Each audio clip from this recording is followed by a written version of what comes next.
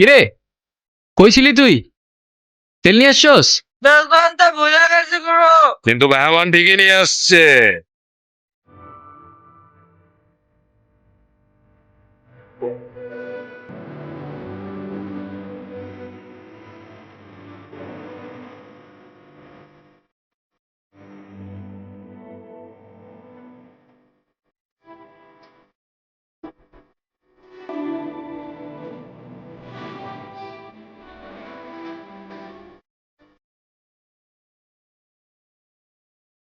অপু, আমি তোমারে বারবার বললাম যে আমি শেয়ারটা করে, ও তুমি আমার লেগে এতটুকু অপেক্ষা করতে পারলো না? দেও, তোমার লেগে শেয়ারটা আমি এমনও করি। সময় থাকতে থাকতে তোর ভাড়াটে নাট বল্টু নিয়ে কাইটা পর জাহাঙ্গীর। সময় চলে গেলে শেরওয়ানির সাথে সাথে তোর ইজ্জতটাও খুলে যেতে পারে।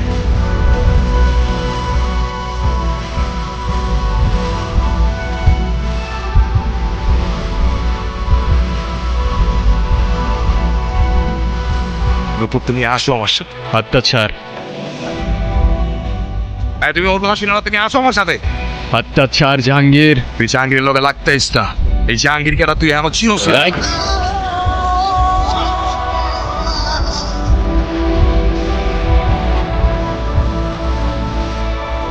তোর মতো জাহাঙ্গীর প্রত্যেকটা গলির মোড়ে জঞ্জালের মতো পড়ে থাকে, চেনার প্রয়োজনই মনে করি।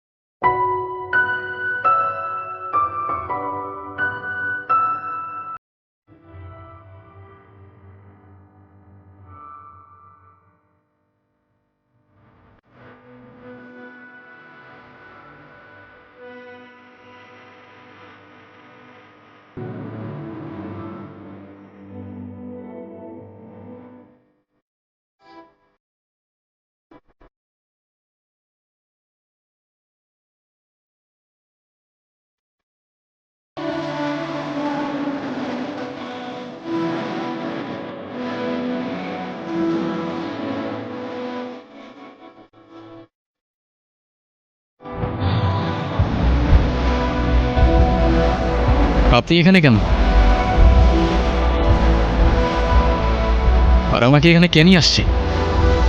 আমি জানি তুমি আমাকে একদমই পছন্দ করো না, কিন্তু আমি তোমাকে নিজের সন্তানই মনে করে এসেছি বাবা। আমারটা না মানি, কিন্তু তোমার বাবার তার ভালোবাসা তো মিথ্যে না। তোমাকে সেই হসপিটাল থেকে আনার পর থেকে তোমার বাবা এখনো কিছু খায়। বলছিল ইভান উঠুক, একসাথেই খাবে। বাবা কোথায়?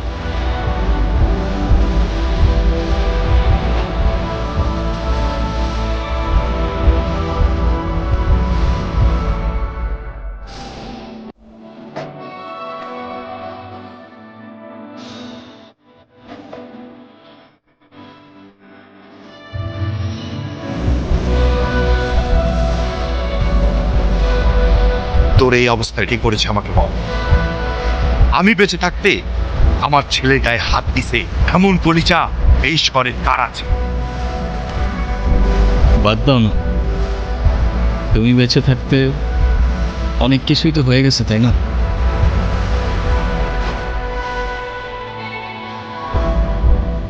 তুই হয়তো আমাকে কখনই মাফ করতে পারবি না, তাই না? মাফ করার কিছু নাই তো, তুমি তো কিছু করোই নাই। হে আমার দোষ। আমি আমি তার জন্যই কখনো কিছু করতে পারিনি। জানিস বাবা, আমি কখনোই চাই নাই আমি যেভাবে অভাব কষ্টে আমি আমার জীবনটা পার করছি, আমার সন্তান সেটা কোনোই চাইনি। আমার আপন মানুষ গুলার জন্য আমি টাকার পিছনে ছুটলাম, আর সেই টাকার পিছনে ছুটতে ছুটতে আমার কাছ থেকে আমার আপন মানুষগুলো হারায় গেল। বিশ্বাস কর, আমি সেটা কখনোই চাই নাই রে। তুমি কান্না করো না বাবা, আমি আছি তো। তুমি কাঁদলে তোমার ছেলে কি করবে বলো? কই কই কানতেছি? আমি তো কান্না করতেছি না রে বাবা। আচ্ছা, নুপুর কোথায়? তুমি নূপুরকে কিভাবে চেনো? আরে ওই তো, তুই কোথায় আছিস কি করছিস আমাকে সব খবর দিল।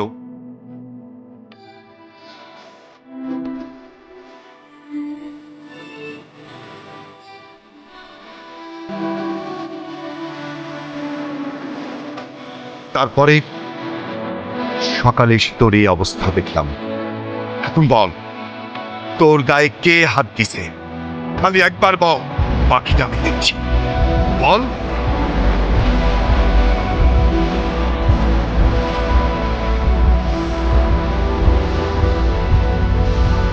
বলেন মা কবুল। আরে বলো না কবুল, বেশি কখন বলে ফেলাইছি, বলে ফেলো। ক মা ক। আমি কবুল বলবো। মা কবুলটা ক, কবুল ক। বললাম তো আমি একবার, আমি কবুল বলবো না। আমি ওনাকে বিয়ে করবো না। বিয়ে করবি না মানে? করবে না মানে করবে না।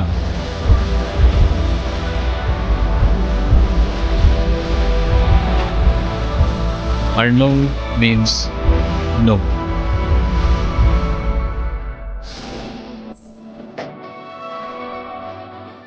তুই আবার এনেছিস? ওরে আজকে আমি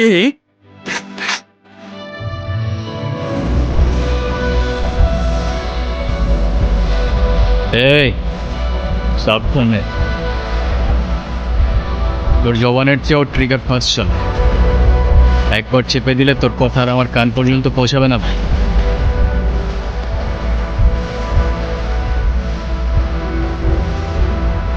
বাবা,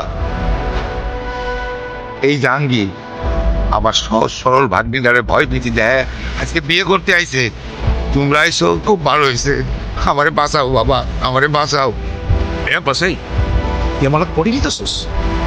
তোর ভাগ্নির সাথে বিয়ে দেওয়ার কথা বলে তুই আমার কাছ থেকে 1.5 লাখ টাকা নিছিস। এর আগে কত টাকা নিছিস তুই মনে আছে? টাকা কই? হ্যাঁ? তুই এখন তোর ভাগ্নির লোক আমার বিয়ে দিবি আর নাহলে টাকা দিবি, কি করবি কব? জি মামা, আমার কি এতটুকু লজ্জা করে না? ছোটবেলা থেকে তোমাদেরকে আমি আমার বাবা মার জায়গায় দেখতাম, আর সে তুমি। একটা মানুষ এতটা স্বার্থপর হয় কি? আপনার নিজের মেয়ে হলে এটা করতে পারতেন? যেই মানুষটা আপনাদের জন্য এত কষ্ট করত, তার পরিশ্রমের সব টাকা আপনার হাতে তুলে দিত, সেই মানুষটাকে আপনারা টাকার জন্য বিক্রি করে দিচ্ছিলেন।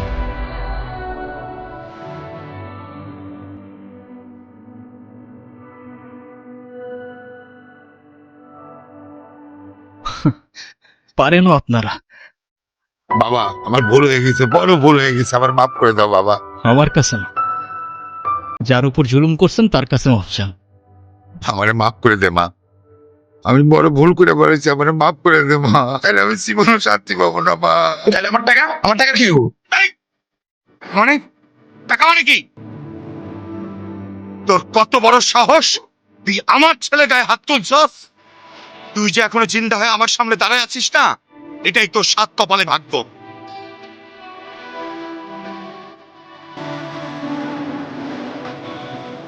শোনেন আব্বাস মিয়া, আপনার মেয়ে এখন থেকে আমার মেয়ে হয়েই থাকবে। যেদিন আপনি আপনার স্বভাব চরিত্র পরিবর্তন করতে পারবেন, সেদিন এসে মেয়েটাকে দেখে যাবেন। আমার বাড়ির দরজা আপনার জন্য খোলা থাকবে। আই মা।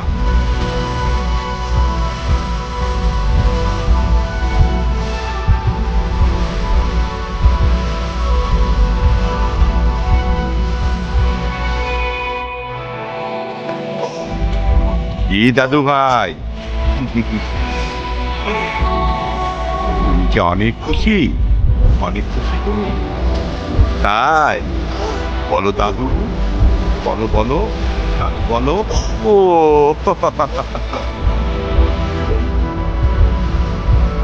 ভাই, ওই যে পাখি। বাবা আপনার কল আসছে। বোমাই। আসে বাবা। হ্যালো, শোনো, প্রয়োজনে প্রজেক্ট ক্যান্সেল হয়ে যাবে, আমার কোনো সমস্যা নাই। তবুও ফ্যামিলির সাথে থাকা অবস্থায় ইম্পর্টেন্ট কোনো কিছু ছাড়া আমাকে একদম কল করা যাবে না। দাদু ভাই, দাদু, দাদু ভাই।